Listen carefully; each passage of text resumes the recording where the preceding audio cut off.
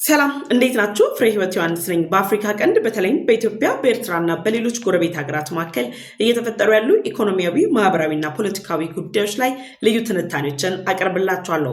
በዛሬው ቆይታችን በሁለት አንኳር ጉዳዮች ላይ ቆይታ የምናደርግ ይሆናል።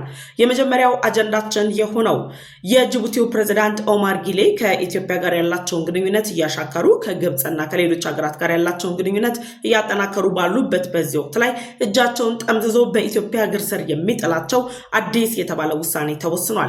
ይህ ውሳኔ ደግሞ ለራስ ገዟ ሶማሌላንድ የሉዓላዊ ሀገርነት እውቅና መሰጠቱን ተከትሎ የመጣ እንደሆነም እየተነገረ ይገኛል። ታዲያ የጅቡቲ መንግስት ከራስ ገዟ ሶማሌላንድ የሉዓላዊ ሀገርነት እውቅና ጋር በተያያዘ እያሰማ ያለው ተቃውሞ ምን ላይ የመነጨ ነው በሚለው ጉዳይ ላይ እንዲሁም ደግሞ የሶማሊያው ፕሬዝዳንት ሐሰን ሼክ መሐመድ አስቀድመው ሌሎች ሀገራት ጋር ጉዞ ከማድረጋቸው በፊት ወደ ጅቡቲ አቅንተው ከጅቡቲው ፕሬዝዳንት ኦማር ጊሌ ጋር መክረዋል። የነዚህ ሁለት መሪዎች ምክክር ምን ላይ ያጠነጠነ ነው? ጅቡቲ ላይ የተደቀነው ስጋትስ ምንድነው? እንዲሁም ደግሞ ጅቡቲ እንዴት ሆና በኢትዮጵያ እግር ስር ትወድቃለች በሚለው ጉዳይ ላይ ሰፋ ያለ ትንታኔን ይዤላችሁ ቀርቤያለሁ። ሁለተኛው አጀንዳችን የሚሆነው የግብፅ መንግስት አሁንም ኢትዮጵያ ላይ ቀይ መስመሩን አስምሯል። ባለፉት ቀናት በተደጋጋሚ በኢትዮጵያ ላይ ቀይ መስመር እንዳሰመረ ሲገልጽ የነበረው የግብፅ መንግስት በውጭ ጉዳይ ሚኒስትሩ ባድር አብደላቲ በኩል ከአባይ ውሃ ጋር በተያያዘ አዲስ የተባለ መልእክትን አስተላልፈዋል። የግብፅ የውጭ ጉዳይ ሚኒስትር ባድር አብደላቲ ከአረብ ሀገራት ሚዲያ ተቋም ጋር ያደረጉትን ቆይታ መነሻ በማድረግ ኢጅፕት ኢንዲፔንደንት ይዞት የወጣውን ዘገባ ላይም የተለያዩ አስተያየቶች እየተነሱ ይገኛሉ። የግብፅ መንግስት ለኢትዮጵያ የሰጠው ማስጠንቀቂያና የተሰመረው ቀይ መስመር ምንድነው በሚለው ጉዳይ ላይ ትንታኔዎችን አቀርብላችኋለሁ። ለዩቲዩብ ቻናሌ አዲስ ከሆናችሁ አሁኑኑ የደወል ምልክቷን ተጭናችሁ ቻናሌን ሰብስክራይብ በማድረግ ቤተሰብ እንድትሆኑ ጋበዝኳችሁ። ቻናሌን ሰብስክራይብ አድርጋችሁ ቤተሰብ ከሆናችሁ ደግሞ ላይክ እና ሼር በማድረግ ለወዳጅ ዘመዶቻችሁ እንድታጋሩ እጠይቃችኋለሁ። ወደ መረጃዎቹ ተሻገርኩኝ።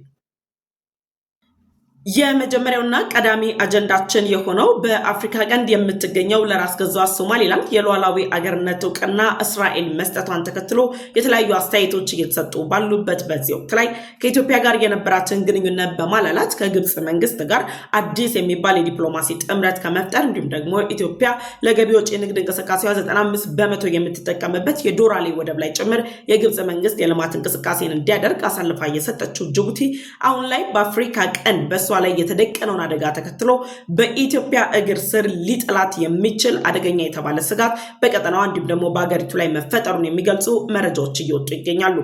ለራስ ገዟ ሶማሌላንድ የሉዓላዊ አገርነት እውቅናን የሰጠችው እስራኤል ውሳኔዋን ካሳለፈች በኋላ የሶማሊያው ፕሬዝዳንት ሐሰን ሼክ መሐመድ የግዛት አንድነቴ ተጥሷል ወይም ደግሞ ራስ ገዟ ሶማሌላንድ የሶማሌ መንግስት የግዛት አካል ናት በማለት ሲያስተላልፉ ከነበሩት መልእክት ጎን ለጎን ወደ ጅቡቲ በማቅናት ከጅቡቲው ፕሬዝዳንት ኦማር ጊሌ ጋር በሁለትዮሽ ጉዳዮች ላይ መምከራቸው ተሰምቷል።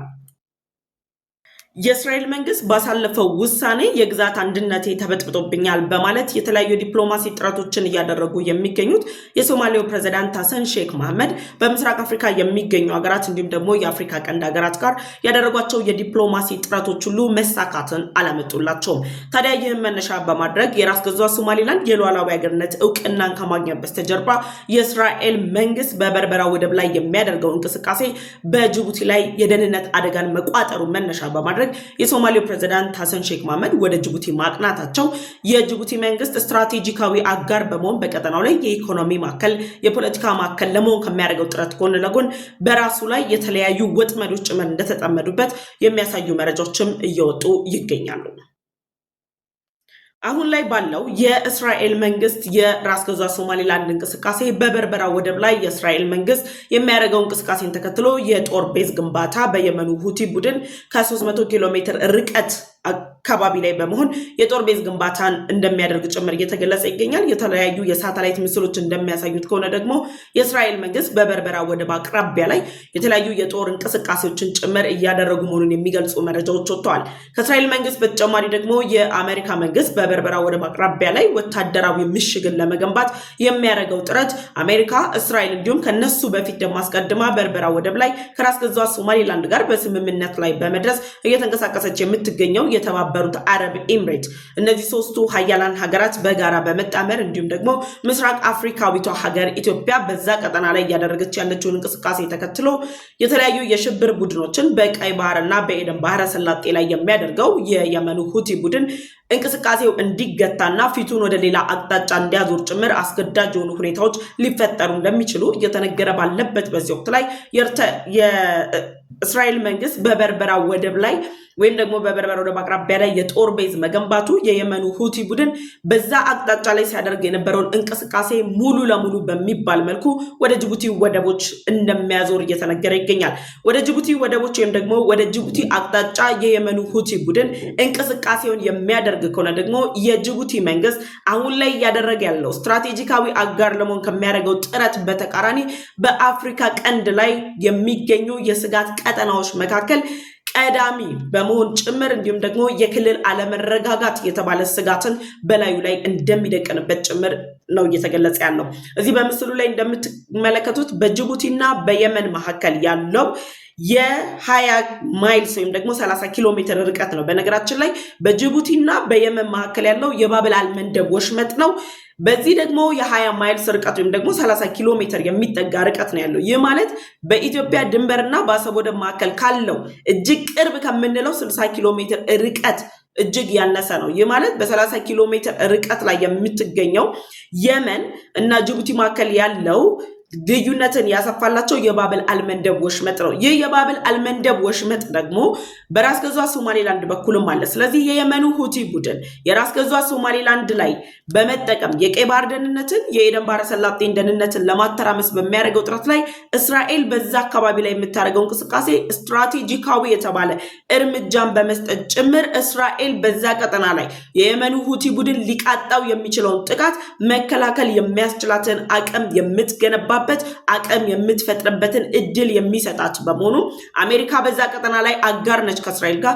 ኢትዮጵያ የጸረ ሽብር አገር የምትባል ወይም ደግሞ የሽብር እንቅስቃሴዎች ላይ በምንም አይነት መልኩ የማትሳተፍ ኖ ኤክስኪውዝ አት ኦል የሆነች በሽብር እንቅስቃሴ ላይ የሆነችው ኢትዮጵያ ጭራሽ በአፍሪካ ቀንድ ላይ በቀይ ባህር ላይ የሚደቀኑ የደህንነት ስጋቶች ላይ አጋር በመሆን ለሽብር ቡድን እንቅስቃሴዎች ሁሉ መድኃኒት ትሆናለች የተባለችው ኢትዮጵያም ራስ ገዟ ሶማሌላንድ የምታደርገው እንቅስቃሴ የተባበሩት አረብ ኤምሬት በራስ ገዟ ሶማሌላንድ ላይ የሚያደርጉት እንቅስቃሴ የየመኑ ሁቲ ቡድን እንዳይንቀሳቀስ የሚያደርገው ስለሆነ የየመኑ ሁቲ ቡድን በቀይ ባህር ላይና በኤደን ባህረ ሰላጤ ላይ የሽብር ስራውን ለማድረግ የተለያዩ ጥቃቶችን ለመፈጸም የኮሜርሻል እንቅስቃሴዎችን ለመገደብ በሚያደርገው ጥረት ላይ ከራስ ገዟ ሶማሌላንድ ወይም ደግሞ የበርበራ ወደብ አቅጣጫ ፊቱን በማንሳት ሙሉ ለሙሉ ፊቱን ወደ ጅቡቲ ያዞራል የሚለው ስጋት ለጅቡቲው ፕሬዝዳንት ኦማር ጊሌ ብቻ ሳይሆን ከጅቡቲ ጋር አጋር በመሆን የጅቡቲ ወደቦችን ለማልማት በጅቡቲ እንቅስቃሴ ለማድረግ ከስምምነት ላይ ለደረሰችው ግብጽ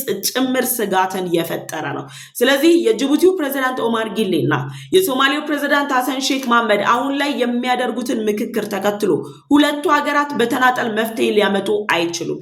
ጅቡቲ ከዚህ የየመን አማጺ ቡድን ከሁቲ ጥቃት ልትድን የምትችለው በምስራቅ አፍሪካ የምንበለው በአፍሪካ ቀንድ ላይ ስትራቴጂክ የሆነች በሽብር እንቅስቃሴ ላይ ወጥ የሆነ አቋም ያላት ጅቡቲ እንደ ሀገር ሉዓላዊ ሀገር ሆና እንድትቀጥል የማድረግ ብቃቱ ካላት ከኢትዮጵያ ጋር በጋራ የሁለትዮሽ ግንኙነቷን በማጠናከር መስራት ከቻለች ብቻ ነው። ለዚህም ነው ጅቡቲ አሁን ላይ ሳትወድ በግዷ ከኢትዮጵያ ጋር ያላትን ግንኙነት ዳግም ለማደስና በኢትዮጵያ ቁጥጥር ስር እንድትወድቅ የሚያደርጋት ውሳኔ መሆኑን የተለያዩ ሀሳቦች እየተነሱ የሚገኙት። ስለዚህ ጅቡቲ አሁን ላይ ባላት አማራጭ ልታደርግ የምትችለው ነገር ከኢትዮጵያ ጋር ያላትን ግንኙነት፣ ለግብጽ የሰጠችውን ወደቦችን፣ በኢትዮጵያ የገቢ ወጪ ንግድ እንቅስቃሴ ላይ የመልቲ ሞዳል ትራንስፖርት ሲስተም ላይ ጨመረችውን ጭማሪ እያደረገች እየፈጠረች ያለችውን እንግልት እየፈጠረች ያለችውን ፖለቲካል ኢኮኖሚካል ሁሉን አቀፍ የሆኑ የተቃውሞ ሀሳቦችን በማቆም ከኢትዮጵያ ጋር ያላትን ግንኙነት ማጠናከር አሁን ላይ ዋነኛና ቁልፉ ጅቡቲ እንደ ሀገር ለመቀጠል የሚያስችላት ጉዳይ እንደሆነ ጭምር ነው የሚገለጸው። ይህ ማለት የጅቡቲ መንግስት አሁን ላይ የየመን ሁቲ ከሚደቅንባት አደጋ የየመን ሁቲ በሽብር እንቅስቃሴ ያጠቃኛል ከሚለው አደጋ ጋር ምን ያያይዘዋል ካላችሁ በጅቡቲ ወደብና በሳውዘር ዌስተርን አካባቢ ላይ ነው የጅቡቲና የመን የሚዋሰኑት። በደቡባዊ የሳውዝ ዌስተርን አካባቢ አቅጣጫ ላይ ነው ጅቡቲና የመን የሚዋሰኑት። የባብላል መንደብ ወሽመጥ በመካከላቸው አለ። በዌስተርን ኮስት ኦፍ የመን ደግሞ የሁቲ አማጺ ቡድን ሚሳኤልና ድሮኖችን ደቅኗል። ይህ ማለት ነው በማንኛውም ሁኔታ ላይ በእስራኤልና በአሜሪካ ሌሎች በቀይ ባህር ላይ የሚንቀሳቀሱ መርከቦች ላይ እርምጃ ለመውሰድ የሚንቀሳቀሰው የሁቲ አማጺ ቡድን በበርበራ ወደብ ወይም ደግሞ በሶማሌላንድ አቅጣጫ ላይ ለሚፈጽመው ጥቃት ምንም አይነት አቅም ማጣቱን ተከትሎ የጅቡቲን ዌስተርን ኮስት በመጠቀም የደቀናቸውን የሚሳኤልና ድሮን ጥቃቶችን በጅቡቲ ወደብ አማካኝነት የሚንቀሳቀሱ መርከቦች ላይ የሚደረጉ የትኛውም አይነት ዓለም አቀፋዊ እንቅስቃሴዎች ላይ ጭምር ምን ሊያደርግ ይችላል? ጥቃት ሊፈጽም ይችላል። ስለዚህ የየመኑ ሁቲ ቡድን አሁን ላይ ከራስ ገዟ ሶማሌላንድ የሉዓላዊ ሀገርነት እውቅና ጋር ተይዞ የእስራኤል መንግስት ወደ ራስ ገዟ ሶማሌላንድ መጠጋት የፈጠረበትን ስጋት መነሻ በማድረግ ፊቱን ሙሉ ለሙሉ ወደ ጅቡቲ ያዞራል። ጅቡቲ ፊት የሚዞርባት ከሆነ ደግሞ የክልል አለመረጋጋት፣ የደህንነት ስጋት፣ የኢኮኖሚ ኪሳራም ጭምር የምታስከትልበትን ሁኔታ ይፈጠርባታል። ስለዚህ የራስ ገዟ ሶማሌላንድ የሉዓላዊ ሀገርነት እውቅናን አግኝታ የእስራኤል መንግስት ወደ ራስ ገዟ ሶማሌላንድ የጦር እንቅስቃሴ ማድረግ መጀመሩ ለሶማሌው ፕሬዝዳንት ሐሰን ሼክ መሐመድ እና ለጅቡቲው ፕሬዝዳንት ኦማር ጊሌ የጋራ አጀንዳ የሆነበት ዋነኛ ምክንያት የየመኑ ሁቲ ቡድን በሶማሊያ ከሚንቀሳቀሰው አልሸባብ ጋር በጋራ እንደሚሰራ ጭምር መረጋገጡን ተከትሎ ነው። የሶማሊያን ደህንነት ለማስጠበቅ በሶማሊያ የሚንቀሳቀሰው የአልሸባብ ቡድንን ጨምሮ ሌሎች የሽብር ቡድኖችን ደግሞ በመከላከል የሶማሌው ፕሬዝዳንት ሐሰን ሼክ መሐመድ እስከዛሬ ድረስ ስልጣን ላይ እንዲቆዩና ሶማሊያ እስካሁን ድረስ ውድቀት ውስጥ እንዳትገባ ያደረጋት ደግሞ የኢትዮጵያ ጦር ነው ወይም ደግሞ የኢትዮጵያ መንግስት የራሱ የሆነ ሚና ነው። ስለዚህ አሁን ላይ ሶማሊያ መንበላት ጅቡቲ መንበላት ከገቡበት አጣብቂኝ ውስጥ ሊወጡ የሚችሉት በኢትዮጵያ መንግስት ያላቸው የግንኙነት ሁኔታ ላይ ተሞርክዞ ነው። ስለዚህ በሶማሊያ የሚንቀሳቀሰው አልሸባብ እና የየመኑ ሁቲ ቡድን በጋራ እየሰሩ ባሉበት በዚህ ወቅት ላይ እስራኤል ጦሯን ወደ ራስ ገዟ ሶማሌላንድ ካንቀሳቀሰች በኋላ በሚፈጠሩ እንቅስቃሴዎች አማካኝነት የየመኑ ሁቲ ቡድን ሙሉ ለሙሉ ከዛ አካባቢ ላይ ተገሎ ይወጣል። ግን የየመኑ ሁቲ ቡድን የቀይ ባህር ደህንነትን ማወክ የቀይ ባህር ደህንነትን መበጥበጥ ቀዳሚ አጀንዳው ስለሆነ ስትራቴጂካዊ የሆነችው ሌላኛዋ ቦታ ጅቡቲ ስለሆነች ወደ ጅቡቲ ፊቱን ያዞራል። ያ ደግሞ አሁን ላይ የተጀመረ እንቅስቃሴ አለመሆኑ ጭምር በመረጃ የሚታይ ጉዳይ ነው። ጅቡቲ፣ የመን፣ ራስ ገዟ ሶማሌላንድ ከዚህ በፊት ኦን ኦክቶበር 16 2025 ላይ ከሁለት ወር በፊት ማለት ነው በባህር ጠረፋቸው ላይ የሚደረጉ የትኛውም እንቅስቃሴዎችን ለመከላከል የሚያስችል የሽብር ቡድን እንቅስቃሴን ለመከላከል የሚያስችል እርምጃ ለመውሰድ የባህር ጠረፍ ጥበቃ አዛዦቻቸው በጅቡቲ በጋራ ቁጭ ብለው መክረዋል። በነገራችን ላይ ጅቡቲ ወዳጅነቷ ቋሚነት የለውም። ቋሚ የሆነ ወዳጅነት ከአንድ ሀገር ጋር ቢኖራት ኖሮ የት ትደርስ ነበር? ከኢትዮጵያ ጋር ያላትን ግንኙነት ከግብጽ ጋር በጋራ በመሆን አሁን ላይ እያቀዛቀዘች ነው ያለችው። ኢትዮጵያን የቀይ ባህር እንቅስቃሴዋን አንዴ ትደግፋለች፣ አንዴ ታቆማለች። ህልውናዋ በኢትዮጵያ መኖር ላይ የተመሰረተ መሆኑን እንኳን ያልተረዳችው ጅቡቲ እያደረገች ባለችው እንቅስቃሴ ላይ አልፈልግም ብትል እንኳን አሁን ያለው ሁኔታ ግን አሳልፎ ለኢትዮጵያ ሰጥቷታል። ኢትዮጵያ በዚህ ጉዳይ ላይ ጣልቃ ገብታ የጅቡቲን ደህንነት ለማስጠበቅ ከእስራኤልና ከአሜሪካ ጋር በመተባበር የየመኑ ሁቲ ላይ እርምጃ የማትወስድ ከሆነ ጅቡቲ አትተርፍም። በነገራችን ላይ አትተርፍም። ክልላዊ አለመረጋጋት ስትራቴጂካዊ አጋሮናል ብላ እያሰበች ባለችበት በዚህ ወቅት ላይ ክልላዊ አለመረጋጋት የሚፈጠርባት ቀጠና እንደምትሆን ጭምር ነው እየተነገረ ያለው። ስለዚህ ሳትወድ በግዷ በኢትዮጵያ እጅ ላይ ትወድቃለች። እነዚህ የራስ ገዟ ሶማሌላንድ የጅቡቲና የየመን የባህር ጠረፍ ጥበቃ አዛዦች በጋራ በመምከር ያደረጉት ወይም ደግሞ የወሰኑት የባህር ላይ አደጋዎችን መከላከል እንዴት እንደሚቻል እነዚህ ሶስት ሀገራት በጣምራ በመሆን የደህንነት ስጋት ስላለባቸው እንዴት አድርገን የባህር ጠረፍ ላይ ስጋቶችን እንከላከል ብለዋል። በክልሉ ያሉ የውጭ ጣልቃ ገብነቶችን እንከላከል በጋራ ብለው መክረዋል። ስለዚህ ይሄ ምክክር ካደረጉ በኋላ አሁን ላይ የራስ ገዟ ሶማሌላንድ የእስራኤል መንግስት በወደቦቿ በቀይ ባህር ዳርቻዋ ላይ የሚያደርገው እንቅስቃሴ ደህንነቷ የተጠበቀች ሉዓላዊት ሀገር እንድትሆን ያደርጋታል። ጅቡቲን ግን ጥያቄ ምልክት ውስጥ ይከታታል። ለዚህ ነው ጅቡቲ ገና ከጅምሩ ጀምሮ ራስ ገዟ ሶማሌላንድ የሉዓላዊ ሀገርነት እውቅናን ታግኝ ሲባል ተቃውሟን ያሰማችው። የተባበሩት መንግስታት ድርጅት ለራስ ገዟ ሶማሌላንድ የተሰጠውን የሉዓላዊ ሀገርነት እውቅናን በተመለከተ በጠራው መድረክ ላይ ጅቡቲ ተቃውሟን ያሰማች ቀዳሚዋ አገር ነች። ጅቡቲ ይህንን ተቃውሟን የምታሰማበት የቀይ ባህር ደህንነትን አደጋ ላይ ይጥላል በሚል ምክንያት እያነሳቸው የቀይ ባህር ደህንነት አይደለም አደጋ ላይ የሚወድቀው የራሷ የጅቡቲ የክልል አለመረጋጋት መፈጠር፣ ኢኮኖሚዋ ማሽቆልቆል፣ ሌሎች አደጋዎች ጭምር ይጋርጥባታል። በጅቡቲ ወደቦች ላይ ለማልማት የሚንቀሳቀሱ ሀያላን ሀገራት አሁን ላይ ፊታቸውን ወደ ራስ ገዟ ሶማሌላንድ እያዞሩ ነው ያሉት። ወደ ራስ ገዟ ሶማሌላንድ ፊታቸውን ከማዞራቸው በተጨማሪ ደግሞ አሁን ላይ ወደ ቀይ ባህር ለመመለስ ከፍተኛ ጥረት እያደረገች ካለችው ኢትዮጵያ ጋር አጋርነታቸውን ማጠናከራቸው ኢትዮጵያ ወደ ቀይ ባህር ስትገባ ጅቡቲን ሳትሆን አጋራቸውን ኢትዮጵያ አድርገው ለማስቀጠል ያለም አይነት እንቅስቃሴ እንዳላቸው ጭምር የሚያሳይ ጉዳይ ነው። ስለዚህ አሁን ላይ ባለው ግንኙነት የእስራኤል መንግስት የበርበራ ወደብ ላይ የሚያደርገው ልማት የተባበሩት አረብ ኤምሬት በርበራ ወደብ ላይ እያደረገች ያለችው ልማት የበርበራ ወደብን በቀጠናው ላይ ካሉ ስትራቴጂካዊ እንዲሁም ደግሞ ከፍተኛ የሆነ ዘመናዊነት የተላበሱ ወደቦች በማድረግ የቀጠናው ቁልፍ የሎጂስቲክ ሂብ እንዲሆን ያደርገዋል። ይህ ደግሞ ጅቡቲ አሁን ላይ የቀጠናው ቁልፍና ስትራቴጂካዊ ሂብ ነኝ ብላ የምታደርገውን እንቅስቃሴ ሙሉ ለሙሉ የሚያጠፋባት ነው። ስለዚህ የኢኮኖሚ ኪሳራ ውስጥ ትገባለች፣ የቀጠናው አለመረጋጋት ውስጥ ትገባለች፣ የደህንነት ስጋት ፊት ለፊቷ ላይ ተገጥሯል።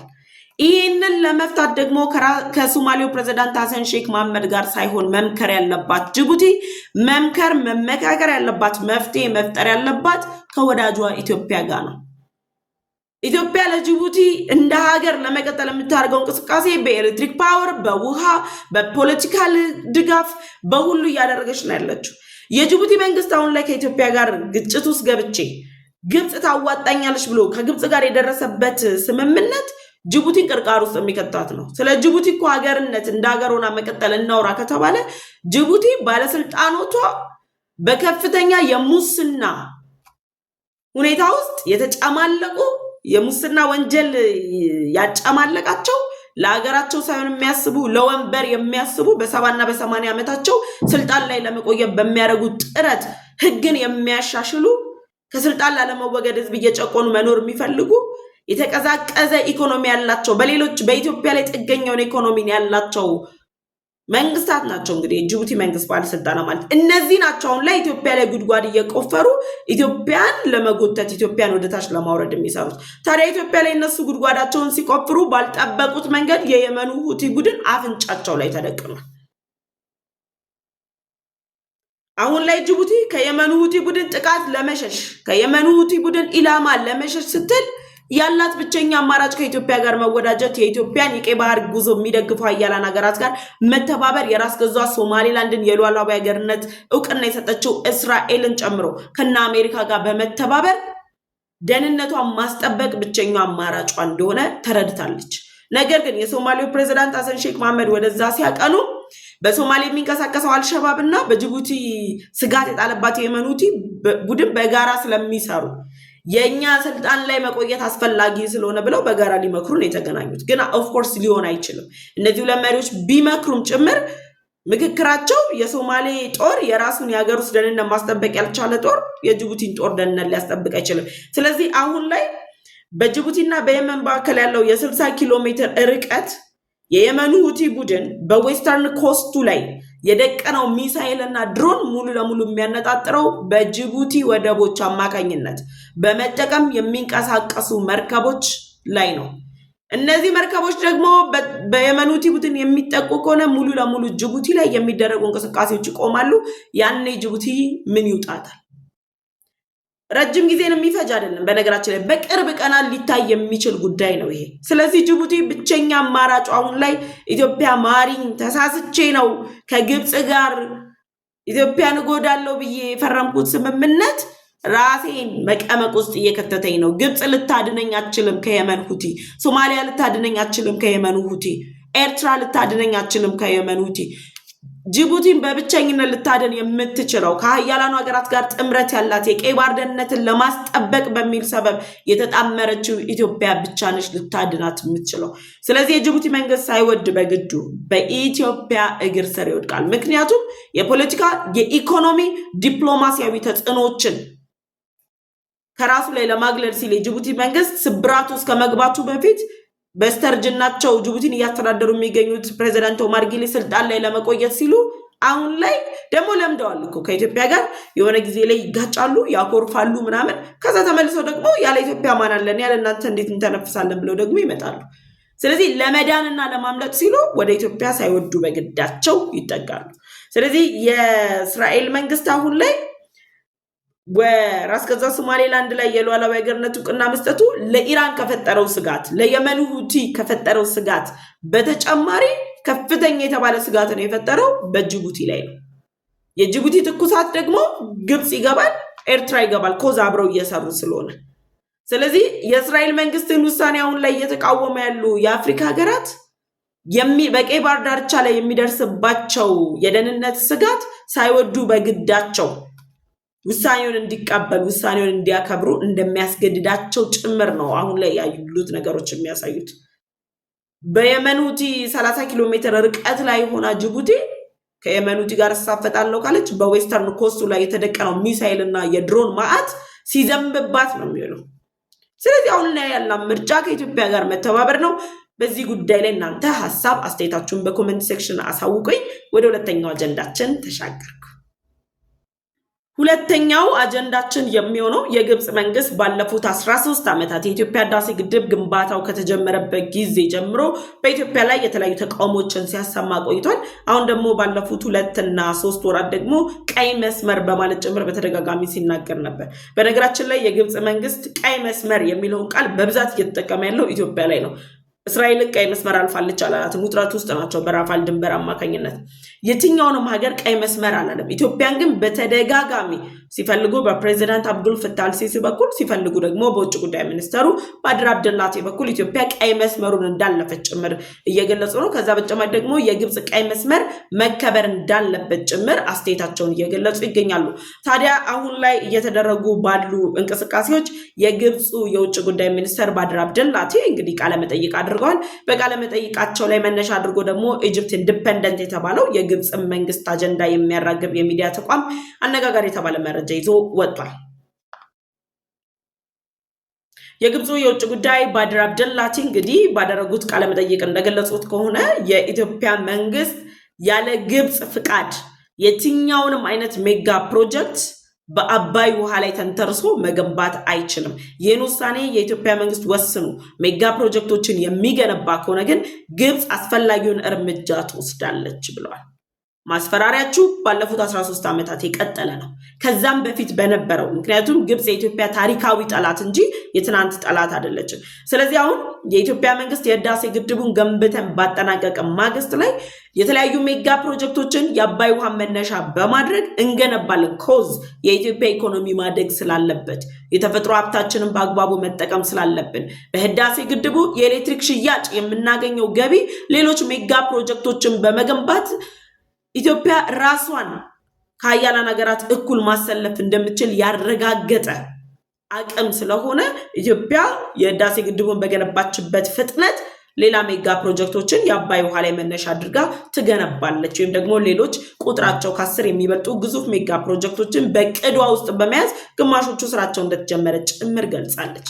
ይህ ለግብጽ መንግስት በህዳሴ ግድቡ ከደረሰበት ሽንፈት ሌላ ኢትዮጵያ አሁን ላይ ሌላ ሜጋ ፕሮጀክት ገንብታ በአባይ ውሃ ላይ ይፋ የምታደርግ ሆነ የግብፁ ፕሬዚዳንት አብዱል ፈታህ አልሲሲ እና ባለስልጣኖቻቸው ከግብጽ ፖለቲካ ስርዓት ውስጥ በገዛ ፍቃዳቸው እንደተወገዱ ጭምር ነው የሚገለጸው። ምክንያቱም የግብጽ ህዝብ የኢትዮጵያ መንግስት ህዳሴ ግድቡን ገንብቼ ጨርሻለሁ ብሎ የምርቃት ፕሮግራሙ ሲያካሂድ የፕሬዚዳንት አብዱል ፈታህ አልሲሲ ቃል አቀባይ የነበሩ የግብጽ መንግስት ፕሮፓጋንዳ አራማጆች የነበሩ የግብጽ የሚዲያ አካላት በሙሉ ሲሉ የነበሩት ምንድነው? ወንዶቹ ህዳሴ ግድቡን ገድበው ጨርሰውታል።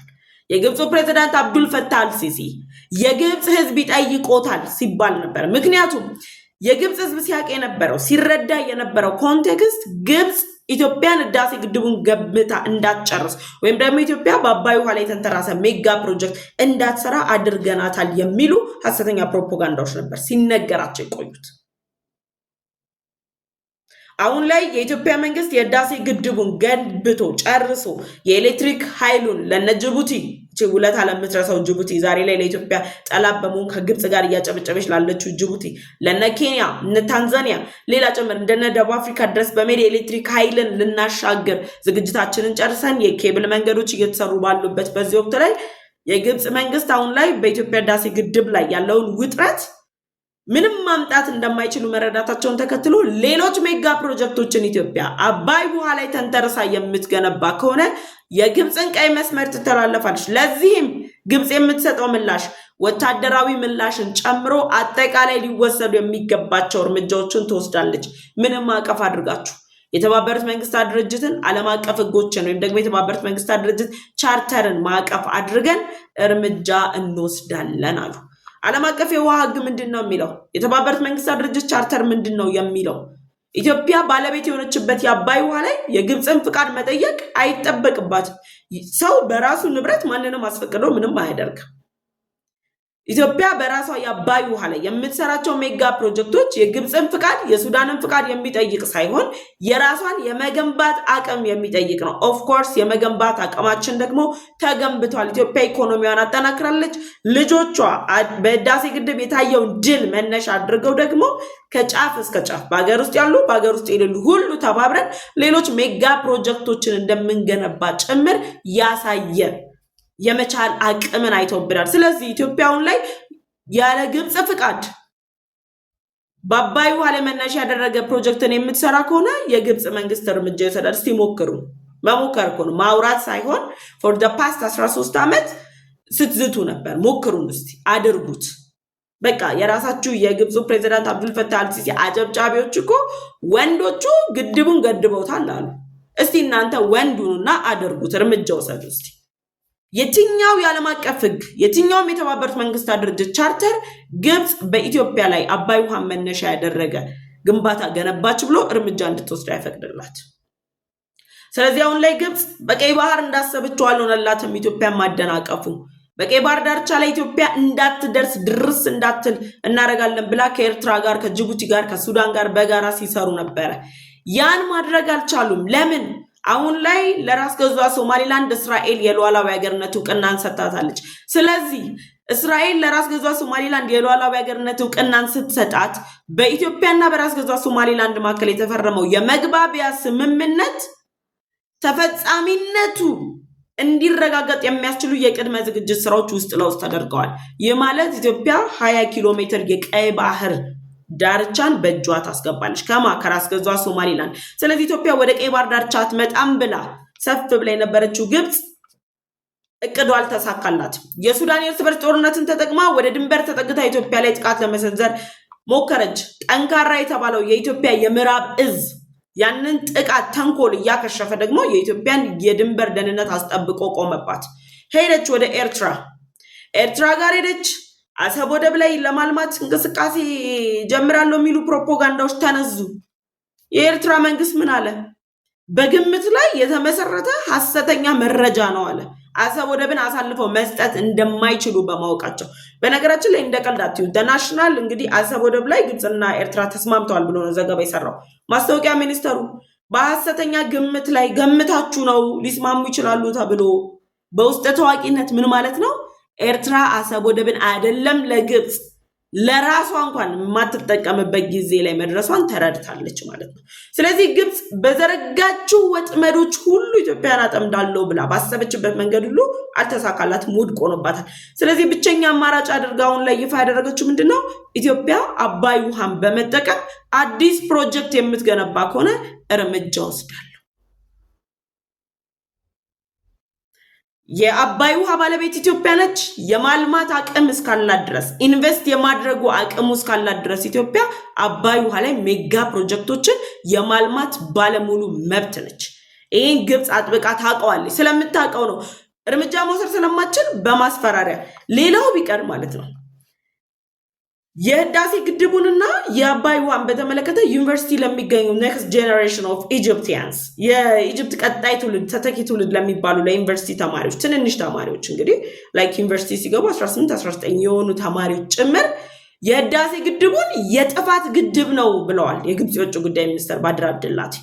ለኢጅፕቲያን ቀጣይ ለሚመጣው ትውልድ ጭምር ኢትዮጵያ በአባይ ላይ የምትወስደውን የበላይነት አምነው እንዳይቀበሉ የሚያደርግ ሳይኮሎጂ ለመፍጠር ወጣቱ ትውልድ ጭምር የጥፋት ግድብ ነው ብሎ እንዲረዳ ትውልድ ላይ ጭምር እየሰሩ ነው የሚገኙት። ይሄን አጠናክረው እየሄዱ ያሉ የግብጽ ባለስልጣናት አሁን ላይ ደግሞ ኢትዮጵያ በአባይ ውሃ ላይ ምንም አይነት ግንባታ የምታረግ ከሆነ እርምጃ እንወስዳለን ብለው ማስጠንቀቂያ ቢሰጡ ሊገርመን አይገባም። ስለዚህ ባለፉት 13 ዓመታት የፎከረችው ፉከራ ያልተሳካላት ግብጽ አሁን ላይ በድጋሚ ቀይ መስመር አስመር ያለው ኢትዮጵያ በአባይ ውሃ ላይ የሚነሳ የትኛውንም ሜጋ ፕሮጀክት መገንባት አትችልም ብሏል። ኢጅፕት ኢንዲፔንደንት ነው ይህን ዘገባ ይዞት የወጣው። እናንተ በዚህ ጉዳይ ላይ ሀሳብ አስተያየታችሁን እንግዲህ አስቀምጡኛ። ኢትዮጵያውያን ደግሞ አይደለም አንድ ገና ብዙ ሜጋ ፕሮጀክቶችን እንደምንገነባ ጭምር ነው የሚታየኝ። ተባብረን ተጋግዘን ማድረግ የማንችለው መሻገር የማንችለው ጨለማ የለምና ማለት ነው። ስለዚህ በዚህ ጉዳይ ላይ ሀሳብ አስተያየታችሁን አስቀምጡልኝ። አብሬያችሁ የቆየሁት እኔ ፍሬ ህይወት ዮሐንስ ነበርኩኝ። በዩቲዩብ ቻናል ላይ የማደርስላችሁ መረጃዎችን በማግኘት እያበረታታችሁኝ ያላችሁላችሁንም አመሰግናለሁ። ለዩቲዩብ ቻናል አዲስ ከሆናችሁ የደውል ምልክቷን በመጫን ቻናሌን ሰብስክራይብ አድርጋችሁ ቤተሰብ ሁኑ። ቻናሌን ሰብስክራይብ አድርጋችሁ ቤተሰብ ከሆናችሁ ላይክ እና ሼር በማድረግ ለወዳጅ ዘመዶቻችሁ እንድታጋሩ ጋበዝኳችሁ። በቀጣይ ሌሎች መረጃዎችን ይዤላችሁ ቀርባለሁ። መልካም ጊዜ